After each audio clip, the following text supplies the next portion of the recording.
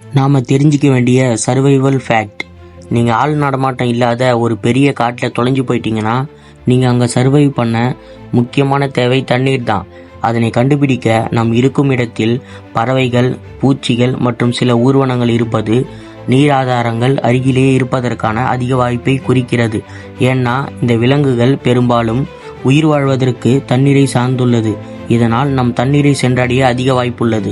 நமது உடம்பின் வெப்பநிலை 103 டிகிரி ஃபாரன்ஹீட் 39.4 டிகிரி செல்சியஸ் அல்லது அதற்கு மேலே இன்க்ரீஸ் ஆச்சுன்னா நம்ம உடனே மருத்துவ உதவியை பெறுவது மிகவும் முக்கியம். குறிப்பாக இளம் குழந்தைகள் மற்றும் 50 வயதிற்கு மேற்பட்ட பெரியவர்களுக்கு இது ஒரு தீவிரமான அடிப்படை பிரச்சனையை குறிக்கலாம்.